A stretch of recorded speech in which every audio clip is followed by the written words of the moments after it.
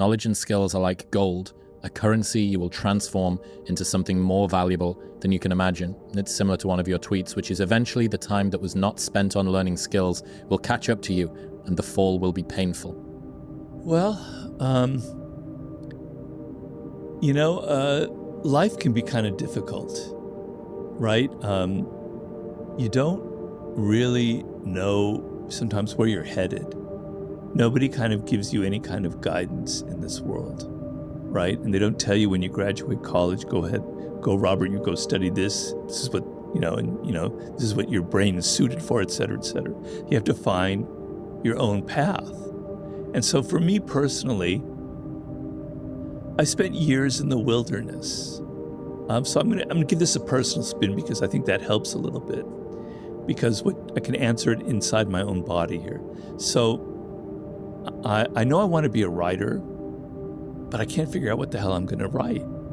So I leave college and I try journalism because I have to make a living. I have to support myself. And I don't really like it. It doesn't suit me. He writes an article and then a week later it's forgotten. Nobody reads about it. And as somebody who studied ancient Greek and Latin in college, I think in terms of thousands of years and not in 3 days or a week, I want something that I write to be read in 3024, sorry. So it wasn't a good fit. So I quit. I wander around Europe trying to write a novel with my backpack. I live in London. I live in Paris. I lived in Ireland. I lived in Greece. You name it. I taught English in Spain. Trying to write a novel, I had no discipline, I couldn't do it, it didn't work, and I was starting to get depressed.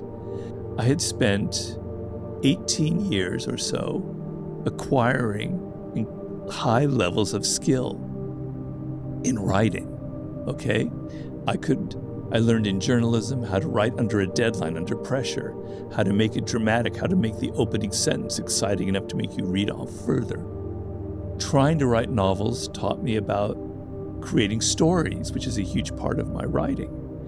Working in Hollywood, I learned how to research, which is a huge element, and then the theatrical element, making things dramatic, also story. Okay? All of that time, slowly by slowly, brick by brick, I had developed real level skill. So when it came time to write the 48 Laws of Power, I could do it. I had learned all this discipline. I had learned how to write under a deadline. I learned how to make things entertaining, the whole bag, okay? And so the world opened up for me. Prior to that time, I was miserable, really, really was. I mean, I had good moments too. You're young, you're always happy when you're young, but a lot of times I was miserable. And I didn't know why, but I was acquiring skills, not even aware of it. And so the reason I write that is, when you develop that skill, when you're serious about it, because I was very serious about writing, you change your brain. You rewire your brain. It's like, and this is a remarkable power of the human brain that people don't realize. Something I'm also writing in my new book. This one writer, his name is Schwartz, I believe. He's a UCLA neuroscientist. He wanted to help people who had OCD, right? Obsessive compulsive disorder. And usually it's drugs and it's talking therapy. He wanted to find out something more effective. And he found that through certain strategies that he developed, that they could use in their life, that they would get over their disorder. And the point isn't what the strategies were. The point was he did brain scans. And through the strategies that he gave them to do, which I can't remember right now, the brain scans show that they changed the brain. And his point was, through thinking, through developing skills, you literally change matter, you change your brain. So something non-material like thoughts can literally change material things like the wiring of your brain. You learn skills, you're changing your brain, you're changing the matter of your brain. Things are connecting that weren't connected before. And slowly, if you do it, if you're serious enough, a point will be reached like it was reached in my life, where either you will start a business or someone will ask you to do something like write a book or make a film. and the world will open up for you, and you'll be able to do it because you have that. You've laid the ground, you've laid the soil, everything is there, it's rich, and now something great, amazing will sprout up out of it. When you have no talents, you have no skill, life is a series of endless confusion. You hit this road, you go here, then something else, you go here, then you go here, you end up in a circle and you don't know where the hell you are.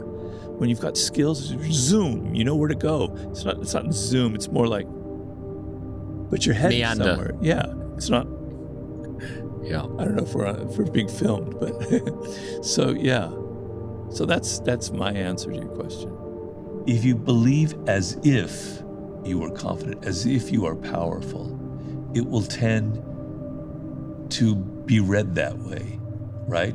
And so, like, he had the analogy, if you smile, even though you don't feel like smiling, you'll end up kind of maybe feeling kind of happy. So the physical action will create the psychological action, was his belief, because he was very much a believer in the body, I think starting from the body. So if you believe physically and embodied that you are great, that you deserve this, it will kind of become part of your psychology and it will radiate outward. But for those that don't, they just don't have that belief. Can you lie to yourself? Can you tell yourself, I am strong and I am powerful? Well, everybody has some good qualities, right? Everybody, I think almost everybody has something that they can go back to in the past and go, I was actually very good at that. That was actually a good moment. I actually was scored in that particular moment. And you can think about that. I mean, actors do that all the time in movies. When they want to express an emotion, they go back into their past. Like they have to express sadness, they go back and they think about their father or mother who died and they call that emotion up. You can call that emotion up of when you did something actually really great. You might have only been in high school when you were on the sports team and you threw the touchdown or something. Okay, think about that and it'll come back to you. Everybody has something that they can be confident about, I hope. If there was one law that the powerless amongst us, who feel powerless or lost in the current world, one law or one fact of human nature that people who are feeling lost and purposeless and adrift right now should be thinking the most about, which one springs to mind? Well, there's no one sharp answer to this kind of thing, but one law that I would highlight is interaction with boldness. And what I mean by that is if you're feeling timid, if you're feeling that you're not confident in something, you will start a project and it will fail because you feel that way, because you don't enter into it with the right energy. So if you take something and you do something boldly, everybody loves the bold, everybody admires it. Even if it's stupid, even if it fails, it will gain you that kind of attention. And so, let's say you're thinking about starting a business. Well, just go ahead and do it and be bold about it and start it and be as dramatic as you can and be as confident as you can. And it creates a self-fulfilling dynamic. People admire it. They don't admire the timid and the insecure and the guy who spends 2 years talking about that podcast he's going to start. They admired that bloke who just decided, all right, I'm going to start it. I don't care. If nobody likes it, fine. I remember this guy who interviewed me once. He had a magazine called Bad Ideas, and it was a really successful magazine in like the early 2000s. And I said, where'd you get that idea? And he said, my mother told me that to start that magazine was a really bad idea, right? So I thought I'd put the title there, and that would be the title of it. And I just went ahead and started it. And it was very successful because it was a great marketing gimmick, and it also worked, and it was actually full of bad ideas of the thing, but in a very interesting way. So being bold, being different. Everybody nowadays, I'm getting on my goddamn soapbox again, and I apologize to everyone about this, but everyone is so similar. Everybody is so afraid. Everyone's trying to be like everybody else. You go out there and you start something that's different, that's you, that's unique, that's loud, that proclaims I'm a different voice on it, you're going to get attention. So I want more bold people in this world. We've got too much fear, you know? I'm not maybe a big admirer of, in some ways, of Elon Musk, but damn it, he's always bold and it always works for him. He doesn't start just a minimal business about maybe sending rockets out there. He starts a thing that's going to take you to Mars. He's bold and people love it. One of the groups, I suppose, I think that's looking for a lot of advice at the moment is young men feeling a little lost, like their place in the world is, I don't know, just uncertain. They don't really know or have the direction. What advice would you have for young men that are feeling a little lost in the modern world? Well, you have to be comfortable with who you are and with your masculinity. So the word masculine has now got like this negative connotation around it, which is terrible because you're a young man. It's not every young man. Some men don't feel this way. But a lot of young men, I remember myself, you've got this testosterone that's roaring through you. You're competitive. You're ambitious. You have goals. You have this energy. You want to assert yourself. But it's bad. It's bad. It's bad. You're not supposed to be like that, you know? And the culture isn't about, there's no virtue in masculinity. Okay, there is such a thing as toxic masculinity, most definitely.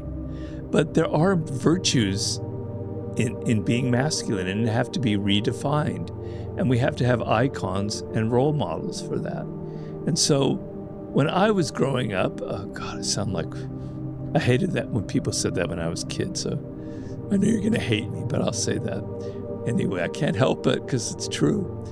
When I was growing up, you know, I watched like a lot of Westerns.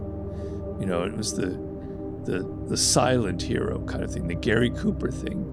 But my idea of masculinity growing up was a man who was in control of himself, who wasn't mean, wasn't pushing people around, who was decent, who treated women well.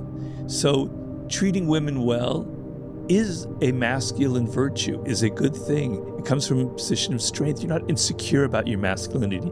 You don't have to prove that you're a man by demeaning women, by pushing them around, by calling them whores and bitches, etc. You don't have to take the Andrew Tate path in life.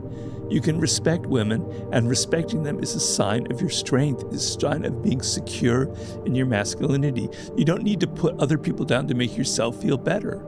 Okay, so we have to redefine these qualities, but there are no icons like out there. You either have the Andrew Tates out of there, or you have these wimpy men who are just so afraid of being masculine. Okay, your aggression, your assertiveness, your testosterone, it's a good thing.